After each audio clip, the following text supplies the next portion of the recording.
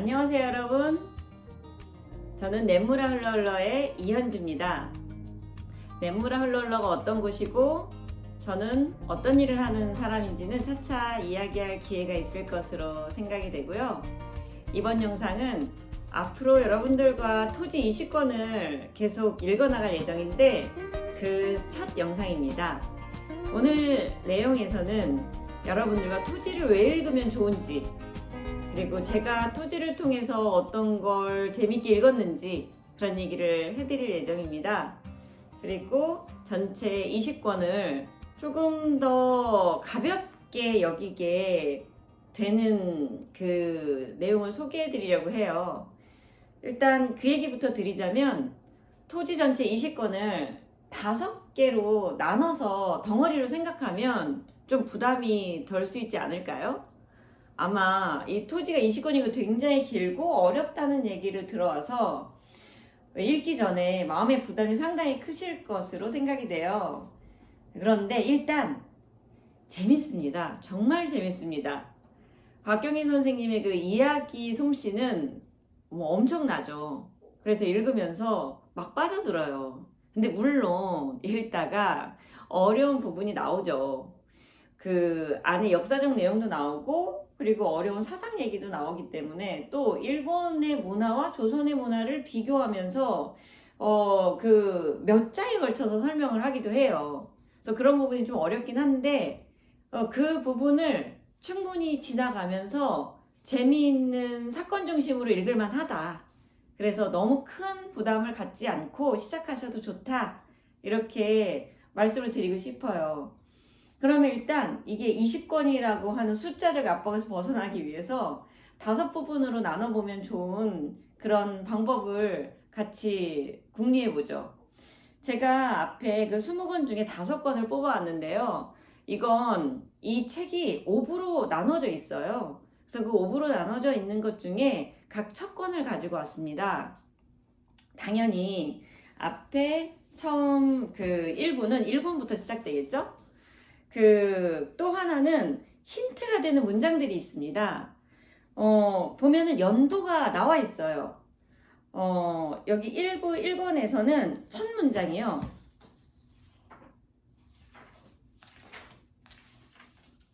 1897년의 한가위, 이렇게 되어 있습니다.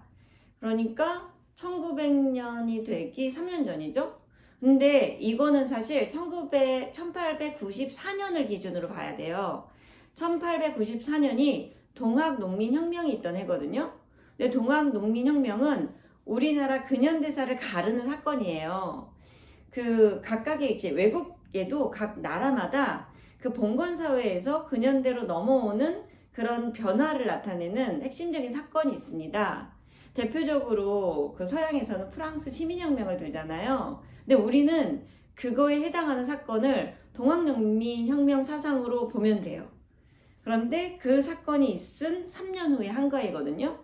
그리고 이 1권에서는요, 그 동학농민혁명을 상징하는 인물이 윤보가 등장하고요. 그리고 실제로 그 동학농민혁명의 접주였던 그 김계남을 모델로 한 김계주가 등장해요. 그런데 그 사람의 그 아들이 인물로 등장하거든요. 그래서 그 인물을 따라가면서 서사를 따라가셔도 좋을 거예요. 그래서 이제 1부는 그렇게 1권부터 4권까지 나오고, 그리고 힌트를 드리자면 전체 20권 중에 이 1부가 가장 재밌습니다. 네. 그리고 인물 소개를 하는 데 있어서 굉장히 넘나드는 그런 아주 재밌는 서사가 나오거든요. 이 책을 같이 읽을 때 그 대체로 이제 평균적으로 중3 친구들하고 제가 같이 읽는 편인데, 그 친구들이 읽으면서 아니 이렇게 막장 드라마가 있냐, 뭐 이렇게 얘기하면서 이런 줄 몰랐다, 그리고 굉장히 재밌다, 이런 얘기를 해요. 근데 물론 어려운 부분은 인물들이 많이 나오니까 이 사람이 누군지 그거를 파악하는데 정신없죠. 일부는 그런 것들을 좀 정리하면서 읽으면 정말 재밌는 이야기가 될 거예요. 그래서 1부가 지나면 이제 2부로 진행이 되는데, 그 2부는 이제 5권부터 시작합니다. 이건 이제 장소가 확 바뀌어요. 그래서 간도, 만주 지역 용정으로 이동을 합니다. 그리고 여기도 마찬가지로 1권에 처음에 연도가 나와요. 1911년의 5월 용종촌 대화재는 시가의 건물 절반 이상을 잿더미로 만들었다 라고 해서 1911년이에요. 그러니까 1권 시작했던 게 1900년이라고 좀 어림짐작해서 생각해 보면 이거는 1910년부터 시작한다 라고 생각해 볼 수 있겠죠. 그래서 이제 이 시기를 거치면 이제 1920년대로 넘어가는 거예요. 그건 이제 3부의 9권에서 시작되는데, 여기 앞부분 보면 사실 여기는 뭐 연도가 나오진 않는데 쭉 읽어가시다 보면 이게 3.1운동 이후에 사람들이 3.1운동처럼 막 거대한 민족적 운동이 있었는데도 하나도 안 변해. 그래서 절망합니다. 그래서 그런 절망적인 분위기에서 시작되기 때문에 이건 1920년대라고 쉽게 짐작하실 수 있어요. 그래서 이런 3부를 통과하면서 이제 4부로 들어서면 이제 정말 암흑기죠. 4권, 5권은 진짜 어둡습니다. 그리고 인물들도 절망적인 상황에서 삶을 꾸려가요. 이 13권에는 앞에는 그 연도에 대한 힌트가 안 나오고요. 한 108쪽, 109쪽에 보면 그 광주 학생 항일운동에 대한 얘기가 나와요. 근데 이제 이 광주 학생 항일운동이 갑자기 등장한 건 아니고, 그리고 이 사건은 1929년에 있었는데 그 앞서 1924년, 1925년 뭐 이때를 거치면서 학생운동이 막 있었던 얘기가 설명이 돼요. 사실 이 부분은 읽으면서 어렵다고 하시는 부분이에요. 왜냐면 이제 몇 장씩에 거쳐서 인물들의 대화 없이 그런 역사적인 설명을 하는 장이 중간중간 나오거든요. 이 부분이 좀 어렵다, 마의 구간이다, 이제 이렇게 여기는데, 이걸 앞뒤 인물을 이해하는 사건 설명으로 생각하고 읽으면 좋습니다. 저는 그렇게 읽었습니다. 그리고 또 뭐 이걸 몰랐다면 그 인터넷에 자료를 찾아가면서 그 시간의 흐름 위에 이렇게 그 사건의 깃발을 꽂으면서 이해하면 좋을 것 같아요. 그렇게 지나가면 이제 5부가 진행돼요. 16권부터 20권이에요. 네, 그러면 5권이나 되는데 이게 1940년입니다. 와, 이때는 살아남아다오 뭐 이런 마음을 막 가질 만큼 최악의 상황들이에요. 막 길거리 가다가 그냥 잡혀가요. 그러니까 이 식구가 오늘 저녁에 우리 집으로 돌아올 수 있을까? 막 이런 생각을 하게 하는 그런 장면들이 계속 나와요. 그래서 이제 20권까지 그런 과정을 거쳐가고 인물들의 그런 절망적인 서사들을 마음속으로 언제 이게 끝나나 이런 장면들을 생각하면서 읽게 될 수밖에 없거든요. 그렇게 해서 이제 20권에서 마무리가 됩니다. 자, 이렇게 일단 전체 20권을 이렇게 5덩어리로 보면 좀 부담이 줄어들 수 있지 않을까요? 이렇게 일단은 20권 전체를 구도를 그려보고 이 책을 그러면 토지를 읽었을 때 어떤 걸 기대해 볼 수 있나, 이런 걸 생각하고 읽으면 먼 길을 가는데 좀 도움이 되지 않을까라고 해서 제가 생각해 본 게 있어요. 생각해 봤더니 저는 이 작품을 통해서 가장 크게 3가지를 읽고 나서 새롭게 알게 된 것 같아요. 뭐냐면 동학농민혁명이 이렇게 기저에 깔려서 독립운동으로 이어졌다고? 이런 생각을 하면서 등장인물을 통해서 굉장히 새로운 사건으로 저한테는 와닿았었거든요.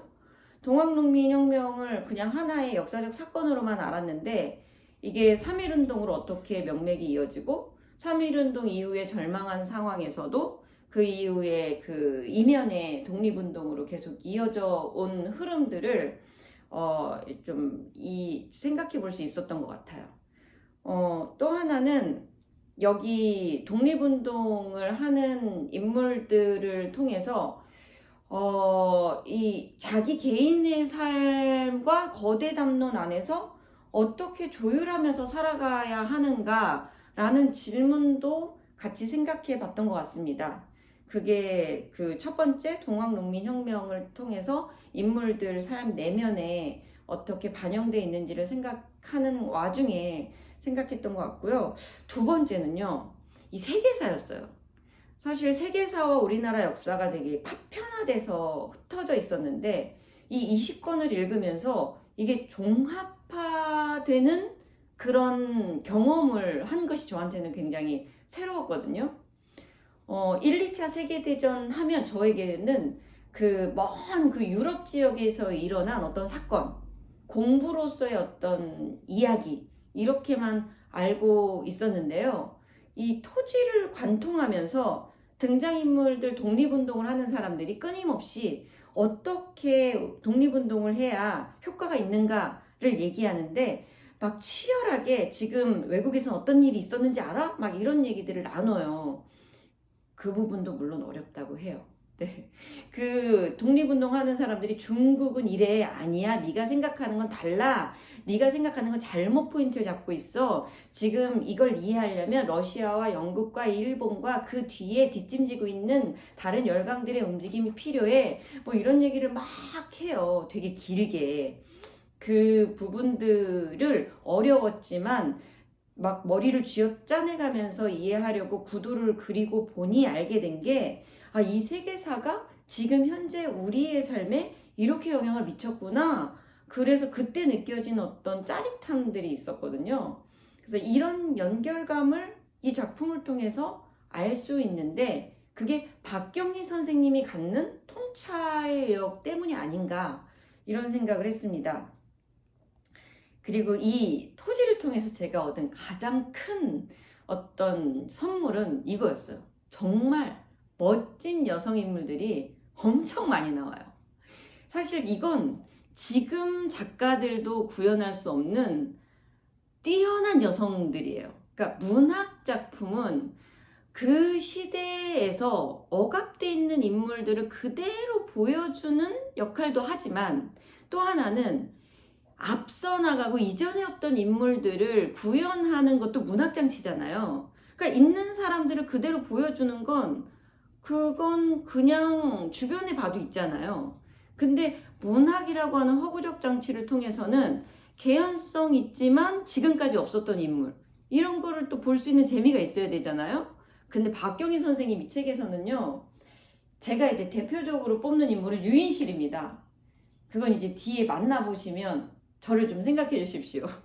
이 유인실이라는 인물은 페미니즘에서 다루고 있는 그런 생물학적인 한계까지 그 끝내 극복해서 자기 주체적인 실존적 결단을 이루어낸 그런 인물입니다. 그래서 와, 이 유인실이라는 인물은 정말 짜릿하다, 그런 생각을 하면서 읽었어요. 그러면서 제가 이 박경리 선생님이 안 읽은 책이 도대체 뭘까? 그런 생각을 하면서 읽었어요. 보부아리의 제2의 성을 읽지 않으셨나? 왜냐면, 그래서 제가 이 책이 언제 쓰였지? 그리고 보부아르의 제2의 성이 언제 쓰였지를 막 찾아봤는데 읽으셨을 것 같아요. 뭐 우리 박경희 선생님의 이 풍부한 독서력과 그리고 이 관심의 지적인 어떤 이 탐색을 생각해 보면 당연히 그랬을 것 같습니다. 그리고 또 하나는 제가 친구들하고 종종 하는 게 있는데요. 그 커플들, 세기의 커플들, 그 등장인물들을 그 구성하는 데 있어서 그 여러 커플들이 나오거든요. 그 중에 그 내가 최애 커플이 누구냐, 이제 이런 것들을 꼽아보는 것도 하는데, 여러분 읽으면서 이제 그런 것도 해보시면 좋을 것 같습니다. 또 하나는요, 저는 이 박경리 선생님의 그 글들을 관통하면서 이야기 안에 덧입혀진 그 사상사를 엿보는, 그 지적인 그 세계를 엿보는 쾌감이 굉장히 컸어요. 아까 말씀드렸다시피 그 페미니즘에 관한 깊이도 굉장히 컸고, 그리고 또 하나는 뭐 니체라든지 뭐 하이데거 뭐 이런 실존주의 철학에 대한 것은 당연히 여기 그 저변에 깔려 있다고 저는 생각을 하고요. 또 하나는 중국 철학사에 대한 얘기가 굉장히 커요. 그러니까 중국 철학사 안에는요, 성리학 안에 이기론, 이와 기에 대해서 다룬 그 주자학이 담겨져 있는데, 이 사실 중국 철학사는 그 음양오행, 불교, 그리고 그 장횡거, 정명도, 정의천으로 이어오는 그 성리학, 이게 굉장히 여러 가지로 다방면으로 엮여 있는 철학이거든요. 그래서 이거를 그 서양 철학처럼 딱 구분하기가 어려운데, 이것을 그 등장인물 내면으로 깔고 되게 그 방대하게 엮어가는 그걸 엿봤을 때, 그때 느껴졌던 그 책 읽기의 즐거움이 상당히 컸거든요. 그래서 그런 부분들도 앞으로 여러분들과 그 토지 20권 이야기를 나눠가는 과정에 나눌 수 있으면 참 좋을 것 같습니다. 그리고 읽으면서 중간중간 여러분들과 박경리 선생님이 사랑한 그 인물들, 그리고 이 인물 정말 어떻게 이해해야 되지? 정말 이해하고 싶지 않다 라고 하는 인물들 위해서 얘기해 볼 기회도 있으면 참 좋을 것 같아요. 저는 사실 이 박경리 선생님의 이 토지 이야기를 여러분들하고 더 심도 깊게 나누고 싶어서 이 영상을 시작했다고 생각해도 될 것 같아요. 그 재미있는 이야기고, 그리고 재미있는 이야기 안에 담긴 이런 지적인 깊이 같은 것도 제가 이해하고 나누고 싶은 부분들과 여러분들이 또 더 깊이 있는 이야기를 나눠주는 것들을 소통을 해보면 참 좋겠다는 생각을 합니다. 여기까지 그 앞으로 20권을 읽어나가는 데 있어서 제가 또 여러분과 소통하면서 더 많이 알게 될 것들에 대한 기대, 그리고 여러분들과 어떤 이야기들을 나눠보고 싶은지에 대해서 정리해 봤는데요. 충분히 전달이 됐을지 잘 모르겠어요. 앞으로 또 이제 계속 영상을 찍어 나갈 예정이니까, 그때 또 미처 못 나눈 부분들은 그 이야기 나눠보면 좋을 것 같습니다. 계속 그 이야기들을 이어가면서 풍부하게 얘기 나누길 기대해 봅니다. 여기까지 오늘 영상 마치겠고요. 네, 냇물아 흘러 흘러 이현주였습니다.